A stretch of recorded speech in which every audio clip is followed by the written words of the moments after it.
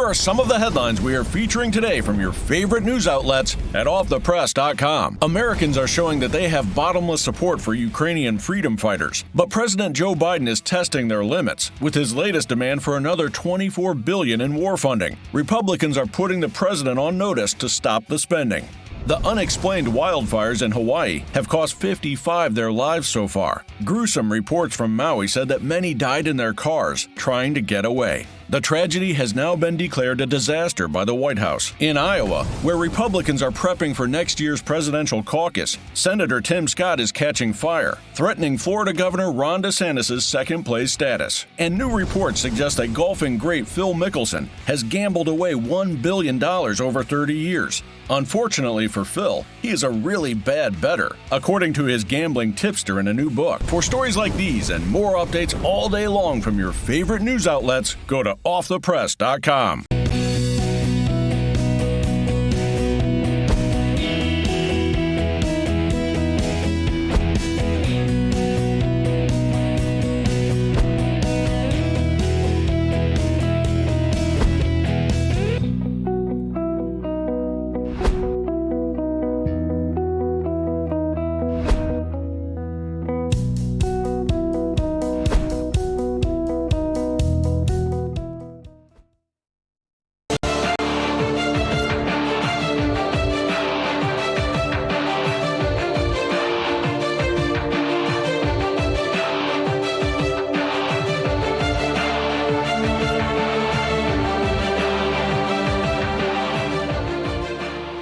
Hi there, folks. Welcome to Stinchfield. So today we learned Attorney General Merrick Garland appointed a special prosecutor to oversee the DOJ's investigation into Hunter Biden. But what we really learned is just how arrogant Team Biden really is and just how dumb they think we all are. See, 2 years ago, when it comes to the Hunter Biden investigation, appointing a special prosecutor independent of DOJ oversight would have been a great idea.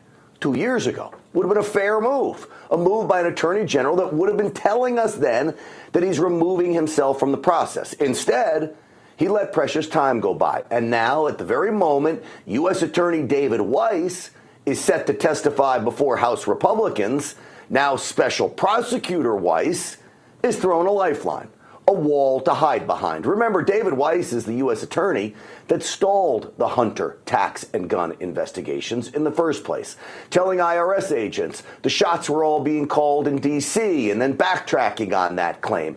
He blocked search warrants and other investigative tactics. The bottom line is, David Weiss is damaged goods. Now he's a special prosecutor? Come on.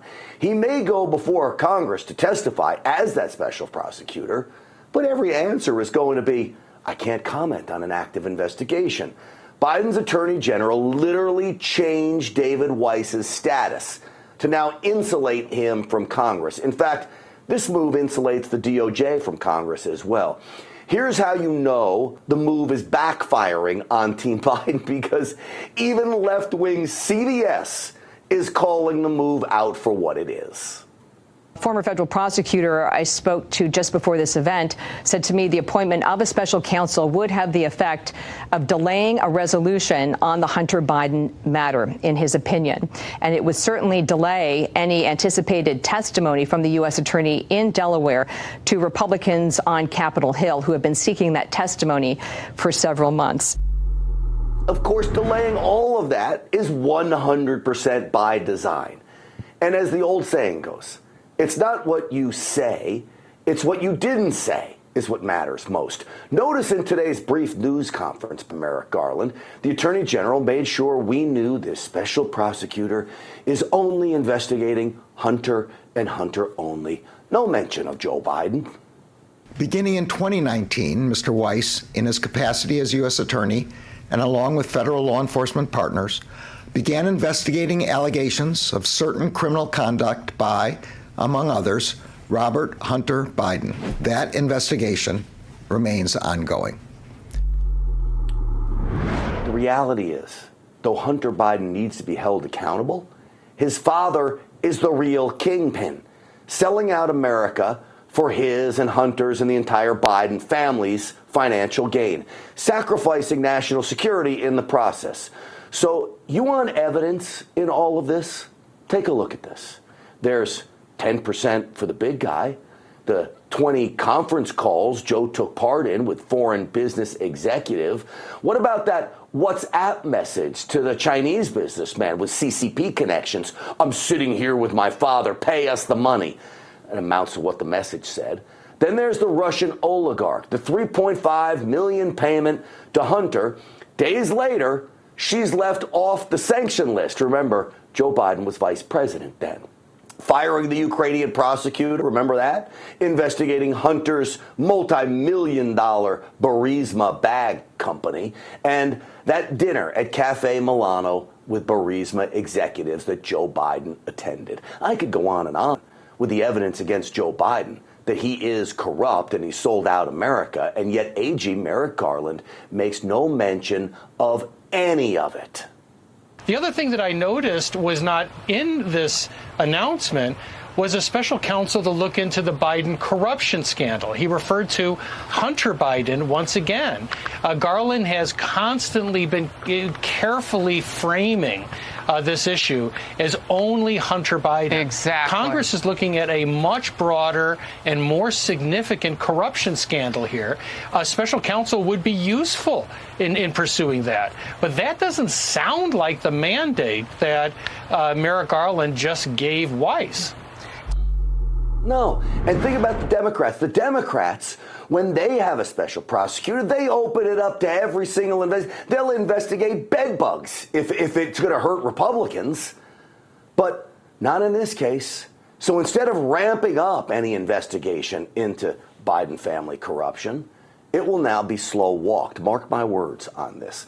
This special prosecutor will be tasked with running out the clock. He already proved he's willing to forego prosecution in order to let the statute of limitations run out for some of Hunter Biden's most serious crimes that he's accused of. It's exactly what he will do again. Remember the IRS whistleblower Gary Shapley who testified before Congress? Well, this is him explaining on Fox News the first time David Weiss and the DOJ helped out Hunter Biden. You know, the most substantive felony charges were left off the table. Which would have been what? Which would have been evasion for 14, false return for 18 and 2019. So as of right now, in the information that's been out there in the public, it uses the term in excess of $100,000 for 2017 and separately for 2018. The true number is $580,000 of failure to pay for 2017 and $620,000 for 2018. I believe that guy, and you should too. Now, if you want an indication of how this special counsel investigation will go, just look at special counsel Robert Hur. Remember this guy? He's the man investigating Joe Biden's classified document scandal. Hundreds of boxes of classified information strewn across the Northeast, including inside Joe Biden's garage. Yes, Robert Hur has been MIA. He all but ghosted the American public. Compare that to Jack Smith, a deceitful junkyard dog prosecutor with a win-at-all-cost mentality that includes lying, withholding evidence, and a media propaganda campaign to put justice aside and President Trump in prison. I think he's just a sick guy.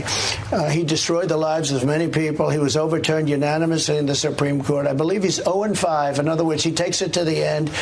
He was involved with the IRS scandal, the big Lois Lerner IRS. That was him. That was his baby, where the government had to end up paying money, damages, and apologies all over the place, where they went after Christians and they went after incredible people. Jack Smith, he's like a deranged individual. And I think we're doing very well with that guy, but he's a sick puppy. Sick puppy, junkyard dog, call him whatever you want. Just don't call him legitimate, don't call him fair, don't even call him American, because what he's doing is far from any of those things. So while Jack Smith continues his sham of a prosecution of President Trump, Republicans need to go on their own warpath. Republican James Comer insists his oversight committee will subpoena the Bidens, but I'm asking when? We don't have a lot of time right now. The DOJ refuses to do its job. It is time Republicans do theirs. And let me tell you, we're not going to slow down, because this isn't about Hunter Biden. This is about President Biden and his influence and how his son has helped enrich the entire Biden family. I hope that congressman is correct. I'll believe it when I see it. I'm losing my patience right now with Republicans in charge. So once again, Team Biden thought they would pull a fast one on America in a quest to dupe us all into thinking partisanship would be put aside with this latest appointment, when in fact it's about the most partisan move they could make, because it amounts to a cover-up to not just protect Hunter Biden, but it ultimately protects the big guy too. Well, joining me now is Trump campaign attorney and author of the book Stealing Your Vote, The Inside Story of the 2020 Election and What It Means for 2024. Christina Bobb is back with us. Christina, welcome. Thanks, Grant. Christina, what's your reaction to this appointment of this new special prosecutor? Honestly, I had the same reaction as I did when I saw the movie American Psycho, where you watch it and you go, is this reality, or is this some psycho's delusional, fantasy? It's a bit shocking and a little hard to comprehend. There's a lot of conflicts of interest, as you're discussing, and it certainly appears to be a cover-up, but it's also not really even a legal appointment. 28 CFR section 600.3 is the federal regulation that covers special counsel. And special counsel, it specifically says in there, they shall be appointed from outside the United States government. Well, David Weiss isn't from outside the United States government. He's not even from outside the Department of Justice. So he's as a special counsel, he doesn't even comply with federal regulations. So there's a lot of issues with this. I've got concerns that it's an attempt to shield or hide both Hunter's testimony in front of Congress, an attempt to delay it. What it does not look like is any lawful attempt at justice. So what I've said, and in fact, I just said it earlier, David Weiss appears to be damaged goods through all of this. First, he says he's not running the prosecution, that the folks in Washington are. Then he says that's not true. I am running the prosecution. But he slow walks search warrants and, in fact, doesn't sign off on search warrants altogether that the IRS agents want. Yet, apparently, he was a Trump appointee to the U.S. Attorney, so the Democrats are going to use that. What do you make of David Weiss? Or is this guy just a pawn in all of this? Right. I don't actually think he was a Trump appointee. He did come into office under Trump's administration, but I think, and I'll have to check this, but I think he was appointed by the two senators. There's a couple different ways they can get into office. Okay. But all right. So coming in while Trump was in, and you're right, because the Delaware senators have to sign off on this guy. So there you have it. That explains that issue right there. What do you make of him? I think he tap dances for the Biden family. I mean, the fact that he's out of Delaware, everybody knows at this point that anybody who gets into office in Delaware has to have the blessing of the Bidens. I mean, that's the nudge, nudge, wink, wink acceptance of politics in Delaware. So I think he's doing the Biden's bidding. My favorite part of that is this brand new, never before seen type of plea deal for Hunter Biden, where not only, does he get not prosecuted in this specific instance of this case, but he's effectively immune from all future prosecution for any type of investigation that comes down the line. The judge looks at that and asks David Weiss, has this ever been done before? And he's like, well, no, I don't think so. I don't have precedent for it. So, okay, well, the judge sends it back and says, why don't you rework that and get back to me? I mean, that's the kind of deal that they're cutting, is not only are we not going to prosecute you and you're not going to go to jail in this case, but we won't even look into any future investigation. And then that's the guy that they appoint to investigate. It's unbelievable to me. And then when you think about when Democrats run these special prosecutors into Republicans, they will literally uncover everything they possibly can, go every single direction. It appears to me that Merrick Garland made it very clear this is only into Hunter. There's no looking into Joe whatsoever. Of course it is. The problem is Hunter had conversations with people. There's a lot of evidence that has come out that he's also had conversations with his father, that Devin Archer was aware of conversations with Joe Biden. And so to come out and announce that we are not looking into anybody else, we're not looking into Joe Biden, we're not looking into any other person who could be committing crime, is an announcement of willful ignorance. They are trying to not see what took place and what transpired. And that's not justice. It's just not justice. All right, let me ask you about this mixed bag ruling today in President Trump's case with Jack Smith. Jack Smith being, I think your colleague Alina Habba called him weak, and that looking in his eyes, you could tell he was weak, and he is weak. He's so weak that President Trump puts out a Truth Social saying, you're going to come for me, I'm going to come for you, and he wants a protective order now for anybody involved in this case. Absolutely ridiculous. The judge said this would be an infringement on President Trump's First Amendment rights, but she says, oh, well, you know, these special cases, these very sensitive areas you can't talk about. What do you make of the ruling today? Honestly, I was actually pretty pleased with it. You know, we didn't necessarily get everything that we wanted, but she did give us a lot of what we were asking for. And honestly, what I was most pleased with was I thought she actually listened to John Laurel's arguments and considered them. I know a lot of people have been concerned about how this judge is going to rule, and is she just going to blanket approve everything for the Department of Justice? And at least today she didn't do that. So overall, I thought it was pretty good. I wasn't in the courtroom, but I will admit this. I have been very critical of her. She worked for the same law firm Hunter Biden worked for. She's donated to Democrats. She blocked some of President Trump's rulings and legislation that he was trying to push through, executive orders, all this stuff. Very critical. But today I was actually surprised because exactly what you said, it sounded like she actually took an even-keeled approach to this, which truthfully I was shocked at. I was pleased with it, and I think as far as what we needed out of it and President Trump's ability to, use his First Amendment rights, I think we're pretty close to what we wanted. Do you know what my biggest fear, Christina, was with this protective order? That Jack Smith thought he was going to go in front of this judge, and the judge was going to go ahead and just sign off on this protective order. And as soon as President Trump said something exercising his First Amendment rights that in the opinion of the court broke the protective order, they'd throw him in prison, in jail. Yeah. That's what I was thinking this was all about.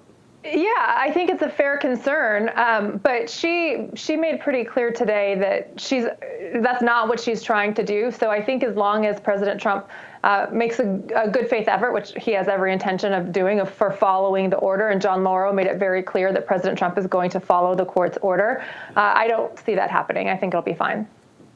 Well, Christina Bobb, it was great talking to you. I know you'll be working this weekend, but try to enjoy whatever rest you can get, and I'm sure we will see you next week. Great. Thanks, Grant. All right. Thank you. All right, folks. I'm sure more stuff will happen this week when it comes to all of these cases this weekend. We're going to try to get some rest, but we're staying on it because we can't give up. Time is of the essence when it comes to all of this stuff. We've got some blockbuster news for you coming up next. Project Veritas released shocking video that they say proves some people around Joe Biden's administration are making big-time bank on illegal immigration.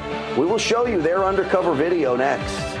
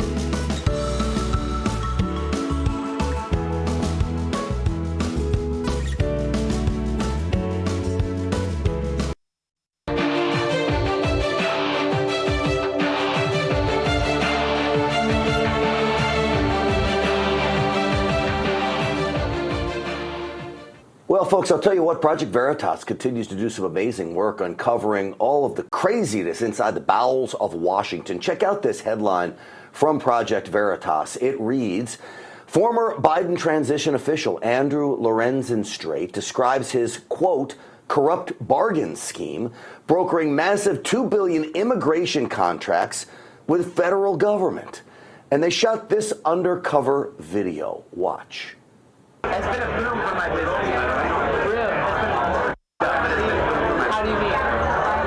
Well, I mean, so the current administration is basically outsourcing interior care, and they're not doing any of these things they proposed, like FEMA reimbursements, et cetera. All right, if you missed it there, he said it's a boom for business, okay? Big business, the immigration crisis. No wonder Joe Biden wants open borders. Roll the next cut. Grease in the halls. No, it was no. Kinda. So Aragon doesn't care about migrants. Politics first, policy second. So why do you think he's doing? I mean, it doesn't look like it's helping him politically. You gotta think it's more generalistic. It's the tone of politics. You know, a Democratic person. Yeah. Rich liberals, when they feel bad about something, they want to give money. And he's gonna milk that. Rich liberals will also say he should also take care of the migrants. That's what good people would do. Rich liberals, they prey on them wanting to take care of the migrants, and people are getting rich off it. I guess that's the gist of this story. Well, joining me now is the CEO of Project Veritas. Hannah Giles is with us. Hannah, welcome to the program. Hello, how are you doing tonight? I'm good, Hannah. Why don't you sum up the gist of this for me before I play another clip from this guy?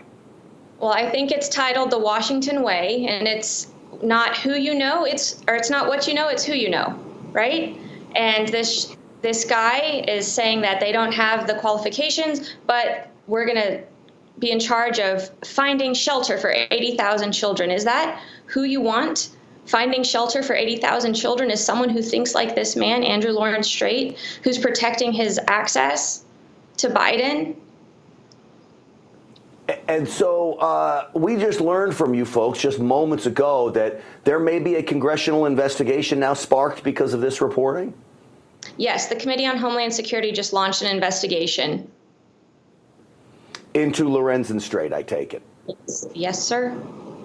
All right, let's play the next clip here. Cut 3. Roll it.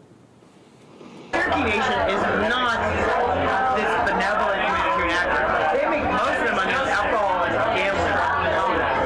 Only because they are forced to, right? So we've moved them. I didn't move them. They moved themselves. I helped them move into the migration refugee space last year. So they're now becoming more evolved, enlightened, more pragmatic, only because they built it on a bedrock of understanding the capitalist model. We gotta make money. All right, explain to me what's going on there, Hannah. Yeah, so he's saying, you know, we've got to make money. And what you see in this video is an example of private sector surviving off of government, right? These companies could not exist, could not thrive, would not have the access if it wasn't for government lining their pockets. We're talking about billions of dollars being distributed to companies who have no expertise in the field. And we have to ask the questions, why are they getting it? And it's all about their access. They've been playing a political game. It's the Washington way. And Andrew Lorenzen-Strait says at one part, he says, this is the way of London and Rome. What happened to London and Rome? They lost their power. Rome disintegrated. And the United States, unfortunately, is following a similar pattern. And this is a prime example of that pattern. One of the companies involved is Cherokee Federal. And apparently you said that they've made $600 million off of this immigration crisis over a 6-month period. How did they make that money? Was that housing these migrants? Was that their role in all of this? They're saying that they will provide housing for the children and the unaccompanied minors. And Cherokee Federal is, I believe they have no bid contract, so they can basically apply for anything and they don't have competition because of the way that their filing is. They just get the contract. And so if you know the right people in ICE or Homeland Security or in the White House or the Office of Management and Budget, then you can get a stamp of approval if it's through Cherokee Federal rather than going through a truly competitive process. Well, I will tell you, this is a huge problem in Washington. So I'll make this clear. There's no indication that Cherokee Federal did anything illegal through this process. This is Washington as usual. These no-bid contracts are all throughout the federal government. In fact, many states have these no-bid contracts in place as well, city governments too. It's very harmful to the taxpayer because you're not getting the most for your money. You guys spoke to a whistleblower. This is Tara Rodas. She's a Health and Human Services whistleblower. Let's roll cut 5. If we just go to usaspending.gov and look at what was spent on the contract, the money that was allocated, we can see that it was over $600 million. The interesting part, an emergency intake site is actually only funded for a 6-month period. So we're not talking that contract was over multiple years. That was for a very short period of time. 6 months was the time that the Pomona Fairplex emergency intake site was open. All right, so the question now becomes, Hannah Giles, with Project Veritas, is does Joe Biden know that the open border policies will enrich so many of these companies, whether it's legally or however? Does he know that, and is that the motivation? I believe the motivation is even bigger than that. I believe he wants open borders. He wants to fundamentally transform America. Maybe, Hannah, it's a little bit of both. You know, that it's true, right, on the motivation of open borders, all that. We can think big like that, but there's something very specific that I want to bring up.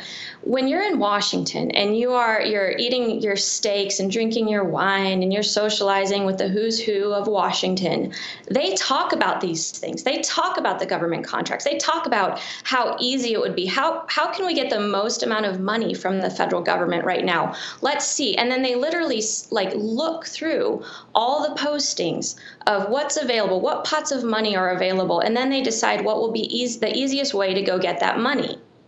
And then they start applying. And so that's what's sick is, do you want people who think like that in charge of taking care of 80,000 children who have just been trafficked through possibly multiple countries and are relocating into the United States? Is that the type of person you want in charge of a program like this? Oh, and by the way, it's going to cost hundreds of millions of dollars of your money when you're struggling to buy groceries. And so that's why I like this story, is it sums it all up so beautifully, and it happens to be illegal. So here we are. Sadly, in Washington, everything comes down to money. I'm not convinced any of this is illegal yet, though, Hannah. When you look at this, I don't know if it is. I mean, I think they're operating well within the bounds that the Washington elite and establishment set up for all of them. But where can people find the clips? You can go to projectveritas.com, and we have Twitter. You know, we're on Twitter, Project Veritas. Look us up. And then to donate, you can go to projectveritas.com/donate. We're a 501c3 nonprofit, and we've got about 50 people over at Project Veritas right now. Lots of people in the field doing more reporting like this. All right, Hannah Giles, thank you so much. Keep up the good work, and we'll see you again soon. All right, folks. Listen, that's Washington as usual. That's how Washington operates. The entire system is set up so friends, family, in the case of the Bidens, all are able to profit off the system. There is money in the system, and with the money comes lots of power. They feed off of all of this stuff. One thing that I take very seriously, besides money and power, I love that, but I take my health very seriously too. I try to eat right, but with my schedule, doing radio in the morning, TV at night, the podcast, all of it, it's not easy to get 6 cups of fruits and vegetables a day, right? Nearly impossible. But everyone knows eating healthy makes you live longer. talking about stopping heart health is great. Keep it going, guys. Keep with me. Keep with me.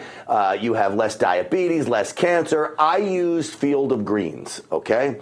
And the reason I use Field of Greens is because, unlike other fruits and vegetable supplements, each specific fruit and vegetable in Field of Greens is medically selected to support specific functions like heart health, liver, kidney health, immune system, and metabolism. Field of Greens works fast. If you're like me, you'll feel healthier, have more energy, your skin and hair will look healthier, and it can help you lose weight. But the biggest benefit is the better health promise. Your doctor, I guarantee he's going to say, man, keep it up. If he doesn't, just return Field of Greens for a full refund. So to help you get started, I got you 15% off your first order. Get another 10% off when you subscribe for reoccurring orders. Visit fieldofgreens.com. Use the promo code GRANT. That's fieldofgreens.com, promo code GRANT. All right, coming up, the FDA finally says doctors can prescribe ivermectin in COVID treatment. And the CDC wants you to get yearly COVID vaccine shots, but they don't work. Let's get to the bottom of it with Dr. McCullough. The great doctor is with us. That's next.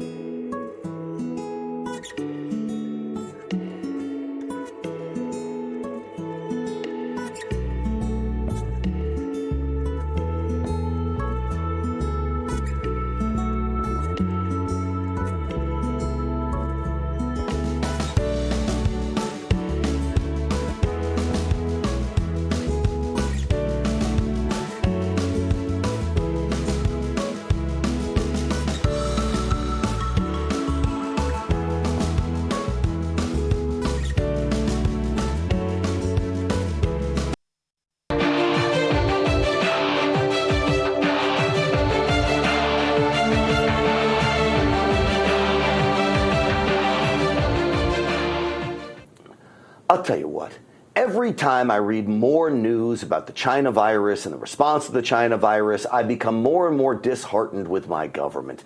Take a look at this headline from the Epoch Times. Doctors can prescribe ivermectin for COVID-19. says an FDA lawyer. Now, you got to be kidding me. You know why I say you got to be kidding me? Not because ivermectin doesn't work. It does. I've used it, and I had tremendous results with ivermectin when my doctors were told you weren't allowed to be prescribing this, but they did to me anyway. Thank God they did. Take a look at this tweet from the FDA back in, I don't even know what date it was, but it doesn't matter. Just read it. You are not a horse. You are not a cow. Seriously, you all stop it. That's why you shouldn't take ivermectin. Now, that's a tweet. Now, all of a sudden, they say you can. Do you see the problems here? So, Senator Ron Johnson responded to this news. Listen. You know, the doctors I've been dealing with and talking to for years now, they believe that probably hundreds of thousands of Americans lost their lives because they were denied early treatment. And they were denied it because the FDA sabotaged, for example, ivermectin. When they said, "Come on, y'all, you're not a cow, you're not a horse." You know, this was supposedly horse medicine. No, this was a Nobel Prize-winning medicine that could have saved hundreds of thousands of lives. It did save many, many lives because you did have doctors with the courage to and the compassion to actually treat patients using it. As I said, I used it. I don't think it saved my life because I wasn't going to die from COVID because I'm in very good shape and I wasn't really all that sick. But it did help me. And I think it would have helped a lot more people than it did if the FDA would have been honest, because I actually believe they lied about all this. They knew it could help and lied about it. Well, joining me now is the world-renowned cardiologist and epidemiologist, as well as the author of the book, Courage to Face COVID-19. Our good friend, Dr. Peter McCullough, is back with us.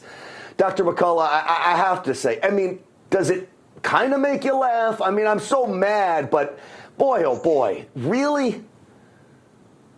Grant, lives were lost because of that FDA misinformation campaign. It was direct propaganda to scare Americans from using ivermectin and to frighten doctors. Ivermectin's been in the McCullough protocol since 2020. It's part of a multi-drug regimen, very effective. We treated people well into their 90s, people on home oxygen, using ivermectin plus about 4 to 6 drugs in combination, and we pulled them through.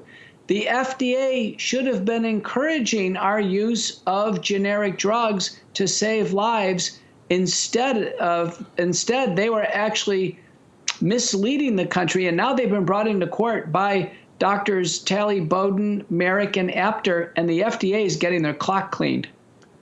Dr. McCullough, in California, they wanted to pull the licenses of doctors who are prescribing this. Anybody that goes against the government prescription, call it, would have their license pulled. They're passing laws like this. How do you explain it now when the FDA says, oh, we were wrong? It's complete malfeasance. They've decertified doctors in Canada, pulled their licenses, Australia, New Zealand, all over. So whatever's going on, Grant, it's a worldwide operation to suppress treatment, to intimidate doctors, and to railroad these vaccines on the population. None of the countries have pulled it off the market. I was on the floor of the U.S. Senate in 2022. I said, take them off the market. They're not safe for human use. So I want to get to the vaccines in a minute because there's new news on that as well, which is just unbelievable to me. But I want to ask you on a personal note. You were so early on with the ivermectin. My friend Dr. Barkey out in California, he's the one that prescribed it to me early on. He was there. How did you know that this was working in a legitimate treatment? How did you come to know about ivermectin? I was just following the literature. Grant, papers were pouring in. It was discovered that ivermectin blocks some of the effects of the spike protein, the dangerous part of the virus. Plus, it blocks nuclear entry of the virus into the human nucleus. Once we started seeing the clinical trials, and the most notable one is called the ICON study from Florida by Dr. Rochter. He testified in the U.S. Senate in 2020 on this. It reduced mortality by 50%. Inpatients and outpatients. So we had a U.S. study published in the best journal, Chest. There was no reason why doctors should have denied patients ivermectin. Let me play you a clip from RFK Jr. He's running for president as a Republican. He's been outspoken against the vaccines. This is Robert F. Kennedy Jr. There's a little-known federal law that says you cannot give an emergency use authorization to a vaccine if there is any medication approved for any purpose that is shown effective against the target disease. So if Tony Fauci or anybody had admitted that hydroxychloroquine or ivermectin are effective against COVID, it would have been illegal for them to give the emergency use authorization, a $200 billion enterprise that would have collapsed. Maybe the most important words are the $200 billion enterprise. Maybe that's what this was all about. Is he right there, Dr. McCullough? He's partially right, but bamlanivimab was already on the market as a monoclonal antibody to treat COVID. So, it's on the EUA market. The bottom line is the vaccines were to prevent COVID-19. Ivermectin was to be treated. The EUA mechanism shouldn't have been the reason. I think it was more nefarious than that, Grant. I think governments around the world wanted people to be scared and in fear that there was no treatment for this illness, and the only thing they could do is wait in lockdown and wait for a vaccine. Yeah, sadly, I think you're right. Now we have this vaccine. They're still pushing it. I asked you a very important question the other day when you were on. I think it was last week, maybe the week before. Has this worked for anybody? Your answer was basically no. And now we are getting word that they want yearly COVID shots with a vaccine that just is not working. It's completely ineffective, Grant. Most people who've had COVID now are fully vaccinated. In fact, most people can't think of anybody who's been vaccinated who hasn't had COVID. They've completely failed. And so to keep giving shots, even though everybody's had the illness, a paper by Klassen and colleagues from Harvard, showed that basically 97% of Americans have had COVID. The vaccines don't last even 6 months theoretically. So to give a once-a-year shot is a complete wasted effort. 6 months of theoretical benefit, 6 months no protection on annual shots? It's not like any other annual shot. They should give it up and take it off the market. Last question for you, Dr. McCullough. Before COVID, 5 years ago, did you know that the FDA and the pharmaceutical companies were, I'm going to use the term corrupt, and in cahoots as they are? Were you aware of just how closely connected they were? I had some insight. I had testified in the Congressional Oversight Panel for the FDA in 2007, and I'd worked closely with the FDA as a data safety monitoring expert. But over time, pharmaceutical companies basically began paying most of the fees to the FDA. And what really tipped us off is that FDA commissioners, when they were done, Grant, they got sweetheart jobs with pharma, including FDA Commissioner Scott Gottlieb. He works for the board of Pfizer. And then his successor, Stephen Hahn, he works for the venture capital firm for Moderna. So these guys are corrupt in office because they're working for their next big pharmaceutical job. Again, another segment, that's 2 in a row, of just how backwards and how the system is set up to enrich the good old boys up in Washington, D.C. Dr. Peter McCullough, as always, it's such a great pleasure having you on. I appreciate you sparing some time with me for tonight. Thank you. All right, I urge everyone to go check out Dr. McCullough's Substack as well. Absolutely great, and I get the daily emails. Those are fabulous as well. All right, folks, Joe Biden has repeatedly said he never spoke to Hunter about his business dealings, but, well, what does his body language say there? We'll have our body language expert, Greg Hartley, weigh in on all of that next.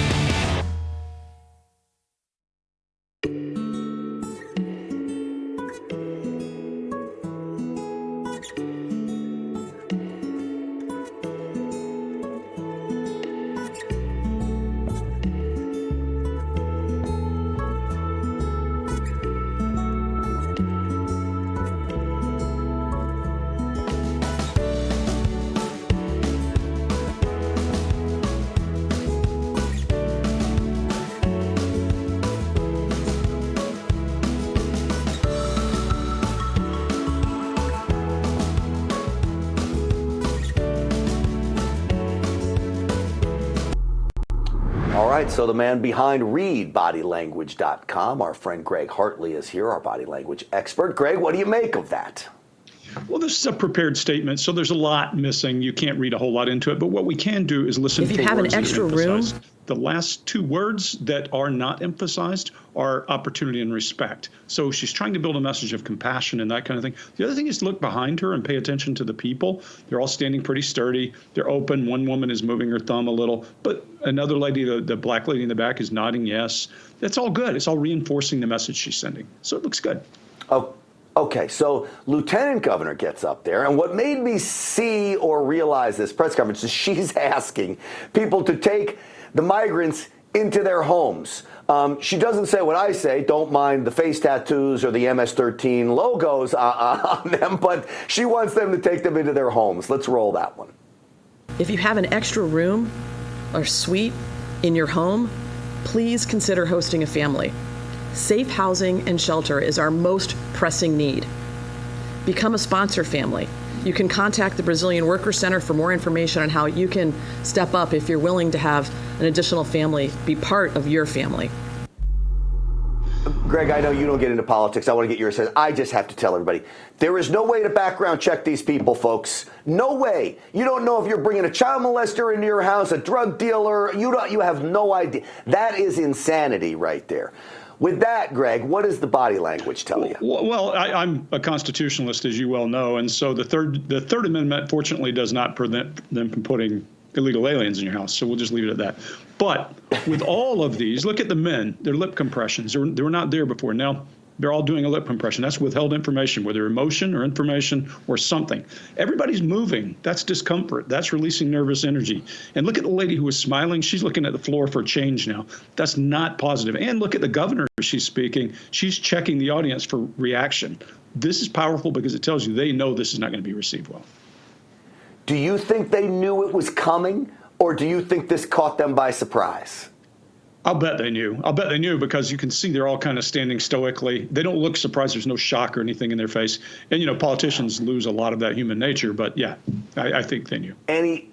Anybody with common sense is not going to go over well when the government's telling me to take people into my home. And you can't tell me who the people really are.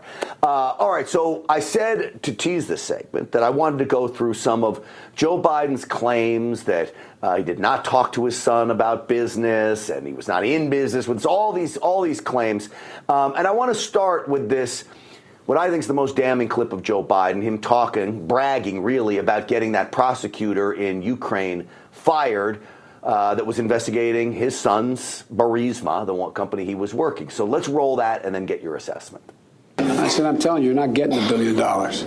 I said, you're not getting $1 billion. I'm going to be leaving here. And I think it was, 6 hours? I said, I'm leaving in 6 hours. If the prosecutor's not fired, you're not getting the money. Oh, son of a got fired. Greg?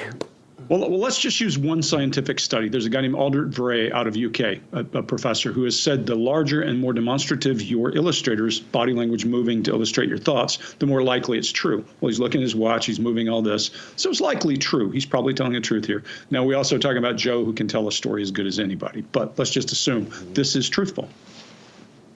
And it's not often he tells truthful story. What did he just said? He went to Afghanistan 38 times, and I think it was actually only 21 times. That was a recent one from him. For him, the best thing he could say is what Nixon said, to the best of my recollection, because we'd all believe that. Exactly. I believe he's telling the truth. He's basically admitting to a crime here, in my opinion. I think that's what he's doing. Let me roll the next cut that you wanted to assess. This is another one of his. This is a denial. Watch. Do you think it was wrong for him to take that position? No. Knowing that it was really because that company wanted access to you? Well, that's not true. You're saying things you do not know what you're talking about. No one said that. Who said that? Who said that? All right, so that's when he gets angry and starts scolding. But where are his hands? Where are those demonstrative illustrators? His head is illustrating. He's pushing his brow down. He's browbeating. His hands are stuffed in his pocket. And they're really two, I've said this every time on the show, they're really two Joes. One is come on, man. The other is now look. That's the now look. He starts with the come on, man, and then he turns into the now look and starts to drive. The more emphatic he gets, the more aggressive the conversation has been before, typically. All right, interesting. This is Joe Biden from August 28, 2019. Saying he never discussed business dealings with any member of the Biden family. Cut one. First of all, I have never discussed with my son or my brother or anyone else anything having to do with their businesses, period. And what I will do is the same thing we did in our administration. There will be an absolute wall between personal and private and the government. Greg? I'm not even going to mention but one thing here. Remember, stress causes a blink rate increase. Watch his eyes. That's all you need to watch. There's a blink rate increase is a red flag that something's going on in his head causing him stress when he's telling you these words. Now, I will say this. I watched an interview with the former producer, Don Hewitt of 60 Minutes, and he said to reporters, he says, if you barge into somebody's office and you say, why didn't you pay your taxes? They might get nervous even though they paid their taxes. That's because right. You just barged into somebody's office. Could this be, and I'm not defending him, but could this be you're the president or you're almost going to be the president and you are now being asked these very difficult questions? How do you decipher the difference? So what we can't tell from, and I say this to you all the time, what we can't tell from eye fluttering is that you're lying. We can tell that it's causing stress for you. Why is it causing stress? Well, it's a question you know he's going to get. Maybe it's because of pressure. Maybe it's because you're close. The interesting piece to me is that he is pretty unflappable in those ways. In most of these things, we don't see a lot of blink rate increase, but we do here. And I think it's because he's being called on the carpet for something. And he is a very blanket statement. He doesn't say, I didn't talk to my son. He says, I didn't talk to my son or anybody else ever about their business. That's a big statement. It is a big statement. So here's the takeaway from today. When I'm telling the truth, big moves with my hands. Is that it? Illustrate that what your mouth is saying, your hands should be doing the same. Greg, let me tell you something. You are the greatest body language guy in the history of America. How's that? That's great. Thanks, Greg. All right. Well, thank you, buddy. It's always great having you on the program. Folks, make sure you check out Greg's website, readbodylanguage.com, and his YouTube show, The Behavior Panel, for more of just what you saw right there. All right, folks, listen to me. You need to protect yourself with gold right now. I'm telling you. Why? Because gold has served the test of time when it comes to a hedge to inflation, safety, security, you name it. It's a commodity that has been there. It's gold you can hold, and it also provides you with privacy. Put it in your gun safe, bury it in the backyard, put it in your grandmother's attic, but start taking the steps to protect your finances. Our friends at Birch Gold can help you do this. Here's how you get in touch with them. Text America to the number 989898. That's America to the number 989898. Got it? I want you to go there. I trust them. You can trust me because I'm making big hand movements as I tell you this. But I am serious. The guys at Birch Gold are great. All right, folks. Coming up, the National Security Council is weighing in on climate change. That's right, climate change. Why should we be surprised? That's next.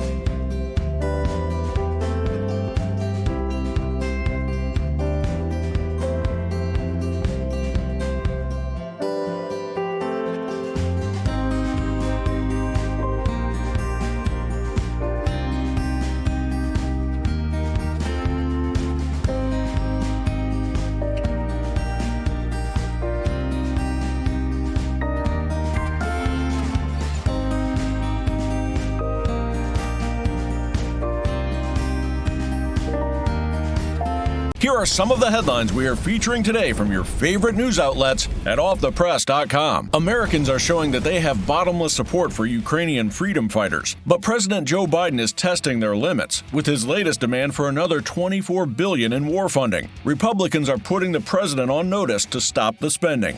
The unexplained wildfires in Hawaii have cost 55 their lives so far. Gruesome reports from Maui said that many died in their cars trying to get away. The tragedy has now been declared a disaster by the White House. In Iowa, where Republicans are prepping for next year's presidential caucus, Senator Tim Scott is catching fire, threatening Florida Governor Ron DeSantis' second-place status. And new reports suggest that golfing great Phil Mickelson has gambled away $1 billion over 30 years. Unfortunately for Phil, he is a really bad bettor, according to his gambling tipster in a new book. For stories like these and more updates all day long from your favorite news outlets, go to offthepress.com.